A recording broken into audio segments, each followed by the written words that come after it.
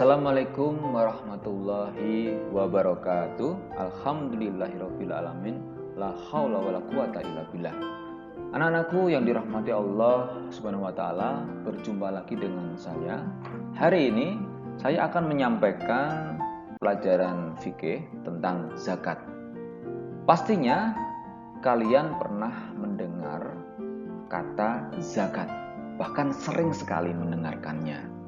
Dan kalian juga pasti pernah membayarkan zakat bersama orang tua kalian, di lingkungan rumah kalian, atau kalian pernah membayar zakat di sekolah kalian, terutama di MI Muhammadiyah Satupare.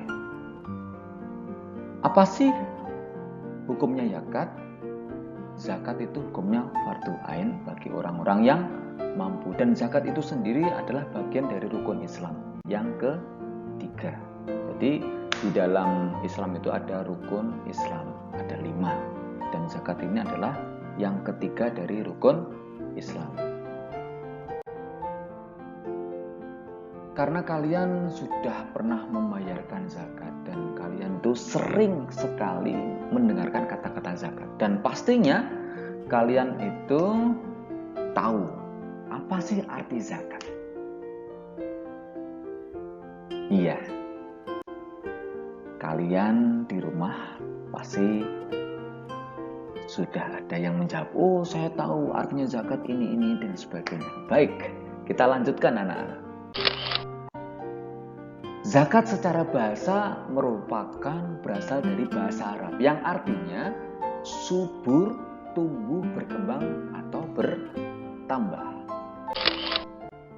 Kemudian zakat secara istilah adalah mengeluarkan sebagian harta kekayaan yang dimiliki oleh seseorang untuk diberikan kepada orang yang berhak menerimanya, yang berjumlah 8 golongan atau asnaf. Nah, ini arti dari zakat secara bahasa maupun secara istilah.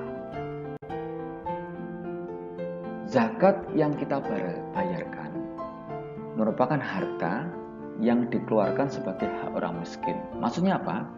Di dalam sebagian harta yang kita miliki sebenarnya ada sebagian hak untuk orang miskin. Dan ini sesuai dengan surat Az-Zariyat ayat 19. Allah berfirman, wa fi amwalihim haqqul lisaili wal mahrum. Artinya, dan pada harta benda mereka ada hak untuk orang miskin yang meminta dan orang miskin yang tidak mendapatkan bagian. Nah, jelas ini disampaikan oleh Allah Subhanahu wa taala bahwasanya sebagian harta yang kita miliki atau yang nantinya kalian miliki ketika nanti kalian dewasa, sudah mandiri dan memiliki harta kalian ini adalah sebagian dari harta kalian ini haknya orang-orang miskin dan harus dibayarkan, diberikan kepada mereka. Apa sih manfaat zakat? Yang pertama, dengan zakat ini harta kita tuh semakin suci atau semakin bersih. Artinya bisa mensucikan harta kita. Kemudian yang kedua, zakat juga akan menyingkirkan kesenjangan sosial yang ada di masyarakat. Kita lanjutkan. Dalil tentang zakat. Di sini saya akan menyampaikan 2 dalil yang saya ambilkan dari Quran surat An-Nisa ayat 77 yang berbunyi wa aqimus sholata wa atuz zakah, dan dirikanlah sholat dan tunaikanlah zakat. Coba kalian lihat bahwasanya perintah zakat ini dibarengkan dengan perintah sholat, dan kita ketahui bahwasanya sholat itu wajib.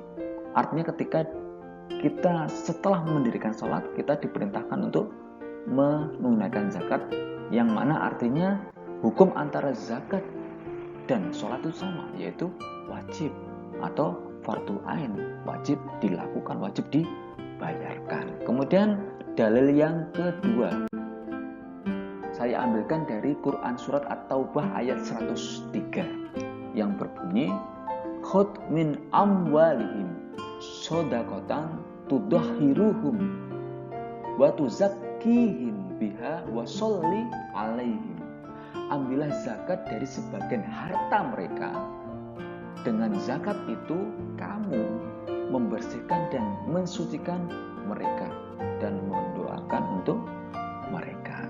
Jadi ketika orang-orang miskin diperintahkan oleh Allah Subhanahu wa taala untuk mengambil zakat dari sebagian harta mereka, yaitu orang-orang yang mampu.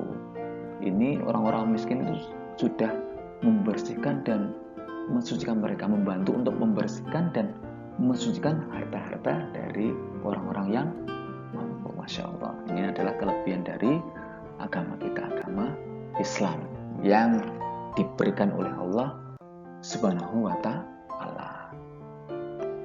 Kita lanjutkan. Di dalam zakat ada syarat wajib dan syarat sah.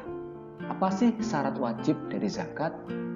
Yang pertama, pemilik harta itu harus beragama Islam. Jadi orang yang berzakat itu harus beragama Islam. Bagaimana dengan orang-orang selain Islam yang ingin membayarkan zakat? Oh, tidak sah. Karena apa?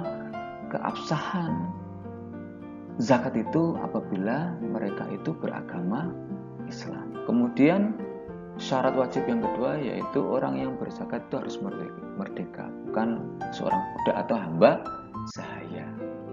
Kemudian yang ketiga, harta yang dikeluarkan dimiliki secara sempurna. Artinya apa? Harta yang dibayarkan sebagai zakat ini milik pribadi, miliknya sendiri, tidak terkait dengan harta orang lain. Kemudian yang keempat, harta yang dikeluarkan termasuk harta yang berkembang. Artinya harta tersebut mendatangkan keuntungan dan manfaat untuk pemiliknya.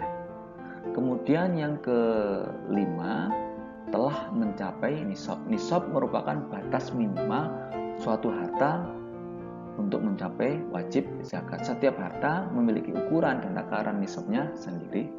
Nanti kita sampaikan macam-macam zakat. Kemudian yang terakhir, telah mencapai 1 haul. Artinya apa?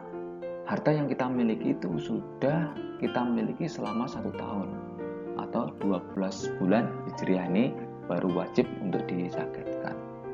Kemudian syarat ini hanya berlaku pada mata uang dan hewan ternak. Untuk hasil pertanian, syarat ini tidak berlaku. Kemudian apa sih syarat sahnya zakat? Yang pertama, niat. Jadi ketika kita berzakat harus niat. Niat itu di dalam hati. Seperti yang sering kita dengar, setiap amalan tergantung dari niatnya. Kalau niatnya salah, maka ibadah itu akan salah. Kemudian yang kedua dari syarat sah zakat yaitu tamlik, memberikan hak kepemilikannya. Maksudnya apa? Kalau kita mau berzakat, kita harus serahkan kepada mustahiknya. Jadi muzakinya harus menyerahkan kepada mustahiknya atau kepada amil zakat. Jangan sampai amil zakat atau mustahik itu diminta untuk mengambil di rumah muzakinya. Dan ini menjadikan zakat itu tidak sah. Mungkin itu yang dapat kami sampaikan. Untuk mengakhiri materi ini, kalian semuanya saya berikan tugas. Apa tugas? Kalian saya minta untuk mengerjakan 4 soal, dan soal itu dikerjakan di kertas folio bergaris. Apa saja soalnya? Yang pertama, kalian mengartikan atau apa arti zakat secara bahasa dan istilah. Kemudian soal yang kedua, apa manfaat zakat. Kemudian tulislah 2 dalil tentang zakat beserta artinya. Kemudian yang keempat, apa saja syarat wajib dan syarat sah zakat. Kalian kerjakan di kertas folio bergaris. Besok hari Senin kalian berikan ke sekolah, kalian serahkan kepada guru pengampunya masing-masing sesuai dengan kelas kalian. Mungkin itu yang dapat kami sampaikan. Semoga bermanfaat, semoga kalian menjadi anak yang cerdas, berbakti pada orang tua, kalian menjadi orang-orang yang bermanfaat untuk agama dan bangsa kalian. Terima kasih. Ihdinas siratal mustaqim. Wassalamualaikum warahmatullahi wabarakatuh.